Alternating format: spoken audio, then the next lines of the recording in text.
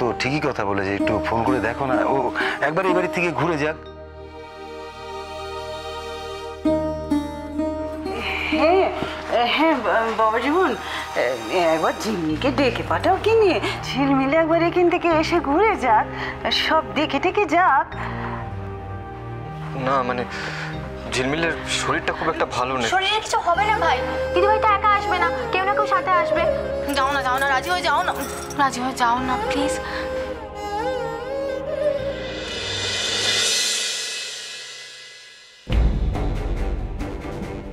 আমার আর ঝিলমিলের অশান্তির আজ বৌরানীর জীবনে আসতে দেব না, তাই আজ বাধ্য হয়েই ঝিলমিলের সাথে নাটক করে কথা বলতে হবে আমায়।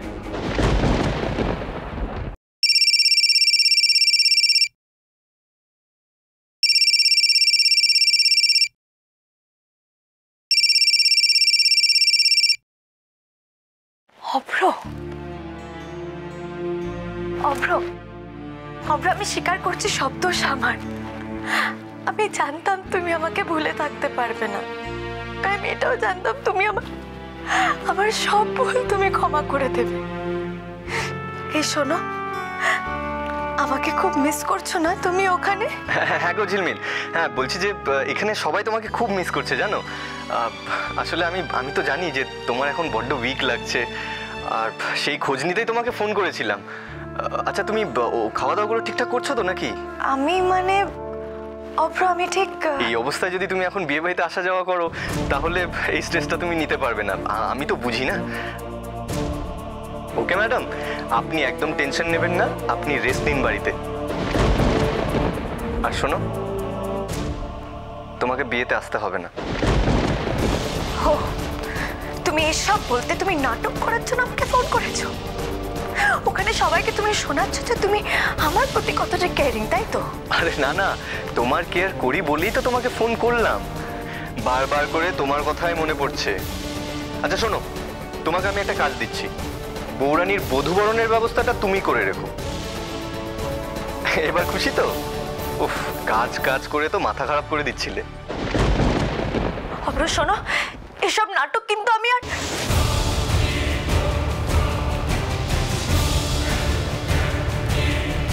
অভ্রটাও আজকাল বেশ ভালো অ্যাক্টিং করতে শিখে গেছে দেখছি। ওখানে সবার সামনে ভালো সাজলো, আর কনক কনক নিশ্চয়ই পাশে দাঁড়িয়ে মজা দেখছিল।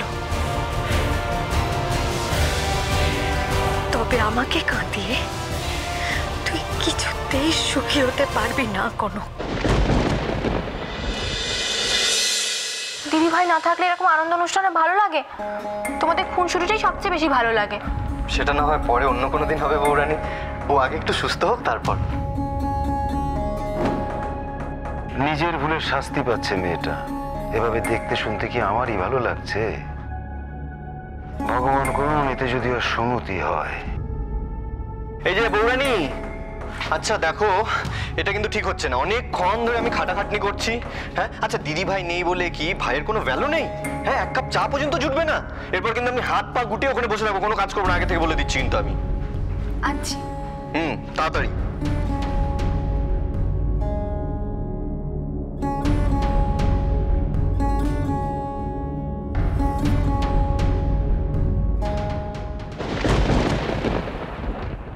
আচ্ছা শোনো, আমি কিন্তু চিনি দিইনি, তুমি কি চিনি দিয়ে খাবে?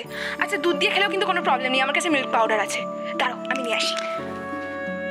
আর কিচ্ছু লাগবে না, আমারই ভুল হয়েছে, সবটা একসাথে গুছিয়ে আনা উচিত ছিল, তাই না? আমিও না সব সময় ভাবি সব কাজটা একবারে করব, কিন্তু ঠিক একটা না একটা ভুল হয়ে যায়। দাঁড়াও আমি আসছি। এই যেটা করেছিস এটাই তো অনেক, আমি তো ভাবতেই পারছি না আমাদের হলে এত বড় হয়ে গেছে। দিনের পর দিন বড়দের মতো ভুল করব আর ছোটই থেকে যাব, এমনটা তো হয় না। আসলে কি জানিস, আমার ছোট বৌদি তো তোকে একেবারে তুলোয় করে বড় করেছে, এসব কাজ তোকে ঠিক। কিন্তু অরূপ তো এভাবে বড় হয়নি পিসিমণি, আর ওর না পাওয়া লিস্টটাও অনেকটা বড়। আর সব থেকে বড় কি জানো, ও ও মায়ের আদরটাই পায়নি। আমি জানি ওর না পাওয়াগুলো আমি সমস্তটা ফুলফিল করতে পারবো না, তবুও চেষ্টা করি যতটা সম্ভব। আমি জানি আমার ভুল হবে, কিন্তু দেখো আমি ভুল করতে করতে একদিন ঠিকটা শিখে যাব। আমি জানি, কিন্তু সোনা তোরও তো একটা লাইফ আছে না বল, এগুলো করতে গিয়ে সেটা আমার জীবনে এখন সমস্তটা অরূপ পিসিমণি। আর জানো তো ওর জন্য যখন কিছু করি না, তখন সেটার আনন্দটাই একদম আলাদা। এদিকে এদিকে নয়, তোমার চাটা একদম ঠান্ডা হয়ে যাবে। আমার কাছে এসে বসো। এতদিন তো মজা করে বলতাম আমাদের অলি কত বড় হয়ে গেছে, কত বড় হয়ে গেছে। সত্যি তুই কত ম্যাচিওর হয়ে গেছিস না? আমি জানিস তোর মতো করে তোর এই বয়সে বুঝতামই না এসব কিছু। আমার তো বড় হতে অনেক সময় লেগে গেল। সত্যি সত্যি এসব বুঝতে বড় হতে কত টাইম লেগে গেছে না আমার। আর সময় আমাকে অনেকটা বড় করে দিয়েছে।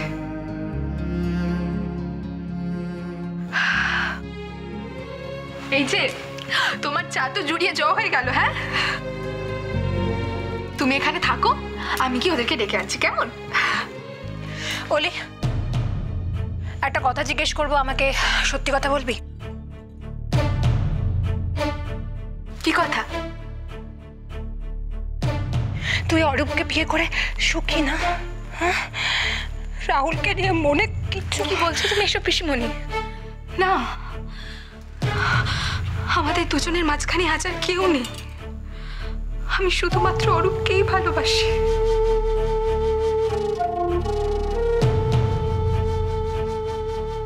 পিসিমণি, দেখলে না তো, ফ্ল্যাটটা ছোটর উপর ভীষণ কিউট, খুব ভালো। এ বাবা, তুই সবটা দেখে নিলি? আমার তো এখন ঠিক করে কিছু গোছানোই হয়নি। জানিস, আমি ভেবেছিলাম যে সমস্তটা একসাথে গুছিয়ে তারপর সবাইকে একসাথে ইনভাইট করব। তুমি না অরূপ, এই জন্যই তো আমি যাইনি সোনা ওদের সাথে। তুমি যখন ভালো করে সাজাবে তোমাদের ফ্ল্যাটটা, আমি এসে দেখবো। ও তো এখনো সংসার করাটাই ঠিক করে শুরু করলো না, গোছানোর ব্যাপার তো অনেক পরে।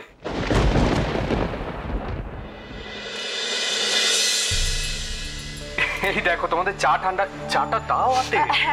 না না ওরূপ, আমাদের নিয়ে অত ব্যস্ত হইও না প্লিজ। কি বলছো দাদা ভাই? হ্যাঁ, কিছুক্ষণের জন্য এলেও তো তোমরা আমাদের গেস্ট, তাই না? এনে আর খেয়ে বল যে কেমন হয়েছে। খুব ভালো।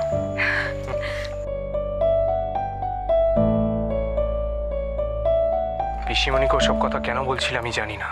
আমাদের দুজনের মাঝখানে হাজার কেউ নেই। আমি শুধুমাত্র অরূপকেই ভালোবাসি। তবে সত্যিটা বলতে না পারো, মিথ্যেটাও বলো না।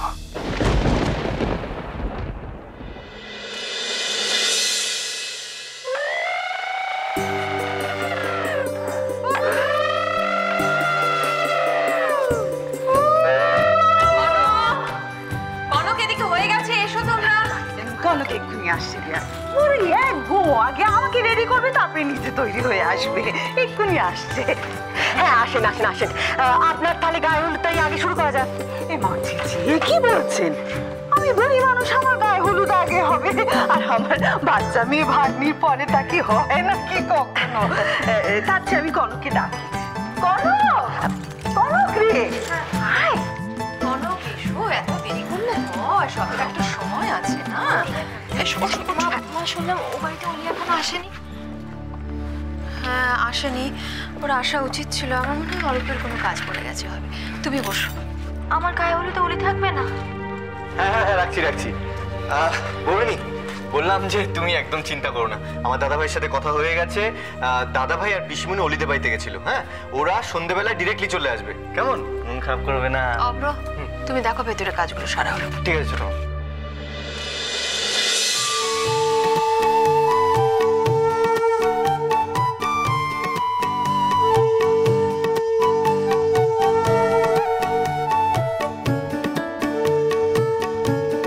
বলে কি কিছু লুকোচ্ছে? কি হয়েছে ওর? আমার বিয়েতে বলি থাকবে না? কনক, আমার মনে হচ্ছে অলির সাথে কোনো বিপদ হতে পারে। অরূপ যেভাবে ওকে